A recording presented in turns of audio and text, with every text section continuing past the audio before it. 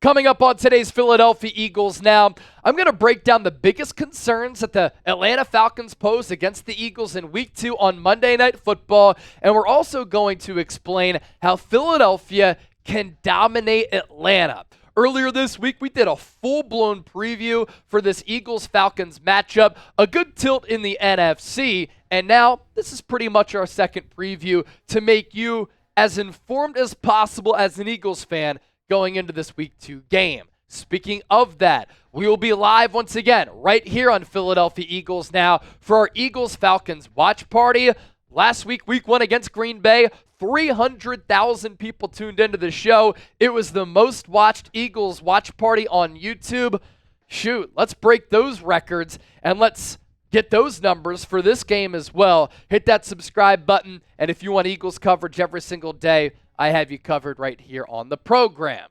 So the stage is set. Falcons, Eagles, Lincoln Financial Field, Eagles home opener, Monday, September 16th, 8:15 p.m. Eastern in South Philadelphia. The atmosphere is going to be incredible with the Eagles fans loading up the parking lots hours before kickoff, taking down some drinks, and then once that game gets underway, hopefully Kirk Cousins is quaking in his boots. The Eagles, 6.5-point favorites coming off that Week 1 win against the Packers, and the total over-under for this game set at 47. Of course, those betting numbers probably going to fluctuate all throughout the week in the lead-up to kickoff. My biggest concern for Philadelphia and how Philadelphia can dominate the Falcons, they have to play a clean football game. And for Jalen Hurts, he has to protect the ball. On that back end, the Falcons do have a good safety tandem, led by Jessie Bates and Justin Simmons, two players who have been really good safeties for a long time in the National Football League. They have combined over the last 3 years for 19 interceptions. They are ball-hawking safeties on that back end. And Jalen Hurts in his last 10 games, he's turned the ball over a lot.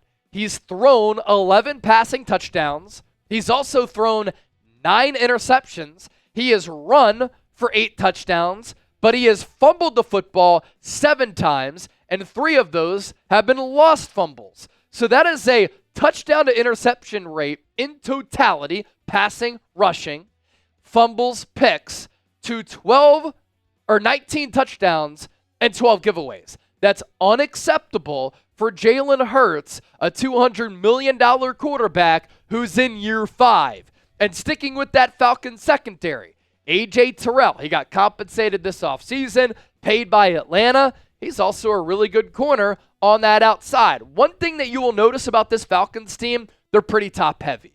They have a lot of notable players who have name recognition, and there are some stars. There are some really legitimate playmakers on both sides of the ball for Atlanta, but they don't have a lot of depth, as we're going to discuss throughout the show here today. But Terrell, really good player. Last year, overall Pro Football Focus grade of 74.5, a run defense grade of 70, a coverage grade of 74.6, passer rating of 95.7, and that came on 611 coverage snaps. He did not intercept a pass last year, but he is looked at as one of the top lockdown corners in the National Football League. The bottom line here for point number 1, protect the football. The Eagles are and were lucky to beat Green Bay after losing the turnover battle 3-1, because in the NFL, teams that lose a turnover battle, oftentimes they lose about 80% of the time. Number 2, Philadelphia, with this really good offensive line, has to contain Matthew Judon on the edge. The former Patriot, traded to Atlanta right before the season, is still really good and talented in generating a pass rush and getting after the quarterback. Last 4 years, he did only play 4 games last year with a torn biceps, I believe, is what he suffered. But you look at the sample size and the resume in the 3 previous seasons. In 2022, he logged 15.5 sacks. 2021, 12.5 sacks.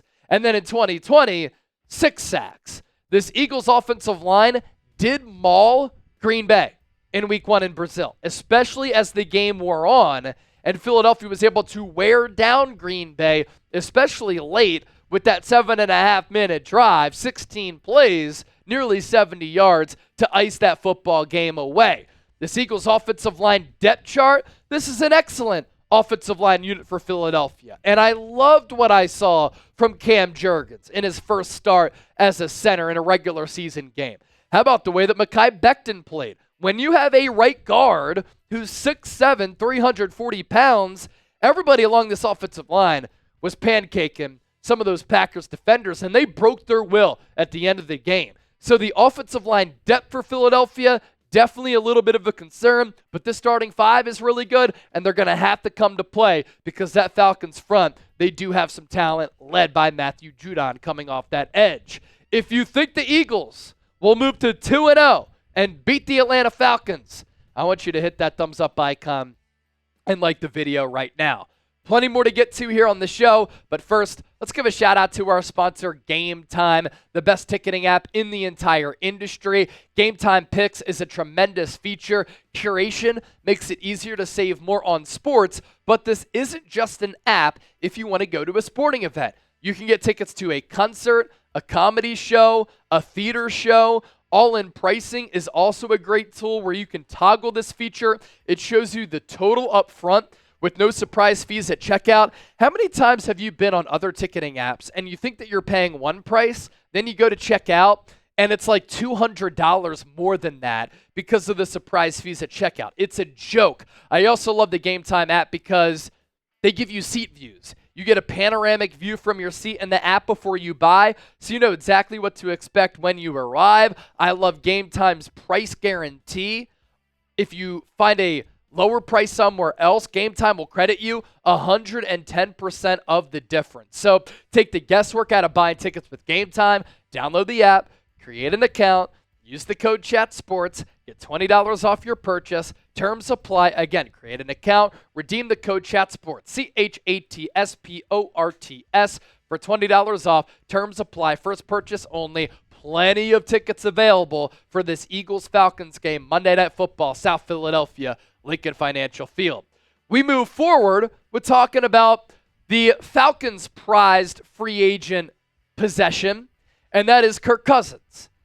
Kirk Cousins has put up monster numbers throughout his NFL career. I have a lot of respect for the made man that he's become at the quarterback spot. He's made a lot of cheddar. He's made Pro Bowls. He's put up crazy production. But right now, coming off that torn Achilles from last year, he is an extremely limited player. And this is an opportunity for this Eagles defensive line to eat. Because Kirk Cousins right now is a statue in the pocket. His week one numbers against Pittsburgh, not good. He couldn't move around. He didn't look comfortable. That Steelers defense is one of the best defensive units in the National Football League, led by TJ Watt, who might be a top 5 player in the NFL. But the game plan for Atlanta wasn't good either. Was that because they knew that Cousins was limited? Maybe, but this is a far cry from what the Falcons were expecting when they gave Cousins $100 million in guaranteed money this offseason. 16 of 26, $155 through the air, 1 touchdown, 2 picks. He also had a fumble. His QBR, a lackluster 28.9, and then his quarterback rating, a lowly 59. And how about this? This is pretty wild. The Atlanta Falcons ran 1 play from under center against Pittsburgh. Everything else was out of the shotgun and out of the pistol. So Kirk Cousins clearly limited. He can't move around, has no maneuverability in the pocket, and the offensive play calling and play design is limited too, and I thought that offense became very predictable. So with him being that statue in the pocket, it's going to be easy for the Eagles pass rush to get home. And if they can muddy up the pocket through the interior, bring some pressure off the edge, Kirk Cousins is prone to turning the football over. And what will the Atlanta Falcons try to do to slow down and negate that Eagles pass rush? They're going to throw the ball very quickly to get the ball out of his hands, to try to put the ball in the hands of their playmakers so that they can pick up yards after the catch. So the Eagles have to be aware of that, and I'm sure Vic Fangio is cognizant of that fact. If the Eagles cannot pressure Kirk Cousins, not good at all. Like, they can't just throw quick hitters all throughout the night. They're going to have to throw the ball downfield, but that short and intermediate pass game can set up the long game. And if that long game gets going and the Eagles pass rush can't get home, that's a red flag, because that would be back-to-back weeks in which the defensive line specifically has struggled to generate a consistent rush. My keys to the game here for Hurts have to play clean and stop being reckless. We took a look at the numbers a little bit earlier. Not good. 11 touchdowns, 9 picks in his last 10 games. He simply has to be better. I want to see Kellen Moore continue to be in his creative bag as far as his usage goes. For Saquon Barkley, run him between the tackles, run him out wide, line him up out of the slot, use him as a receiver out of the backfield, on wheel routes, on pop passes, on shovel passes, on screen passes. Find a way to get the ball in the hands of your special playmaker. Utilize A.J. Brown and Devontae Smith. They're so good complementing one another. You have A.J. Terrell, who's a really good corner. Outside of that, their DBs at the cornerback spot, not all that good. 2 really good safeties, but at the cornerback spot, they might have to rely on double coverage a lot. So could we see Jahan Dotson get involved after he was really just used as a motion man last week? The defense has to limit explosive plays, and as I mentioned, get pressure on Kirk Cousins. So my prediction in this game, I do think that the Eagles cover the spread, which right now, as of this recording, is 6.5 points. I think the Eagles can win by 2 scores, 31-22. Go Birds.